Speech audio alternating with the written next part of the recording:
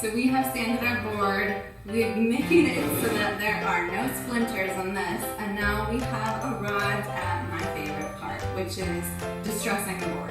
It's kind of counterintuitive that we just sanded it and made it nice and smooth, and now we're breaking it up again. Obviously don't want splinters, but we want the texture that comes along when we distress the board. What you want are just things with different edges to them. So I'm going to use 2 different kinds of hammers. I'm going to use both ends of both hammers. You want a handful of screws or bolts or nuts. You can actually use gravel for this and put this thing on the ground and dig your feet into it with gravel, because we're hammering screws and they can fly up, hit me in my eye.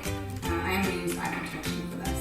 You know, any aggression, you just really like let it fly. I actually really like to get into the edges so that they're just not so perfect. I think my main piece of advice here is don't worry about what the end product will look like. And what I'm trying to do is to create texture in the board. Go for it. It doesn't need to be perfect. And if you if you end up splitting the wood, you can always go back and use a sandpaper. You'll see I'm rotating the board. What I find is that I have pretty dominant handedness, that what I do, it always tends to slant that way. So I rotate the board so that I'm not inadvertently making everything angle the same way. Now this step is optional, but I love how it looks in the finished piece.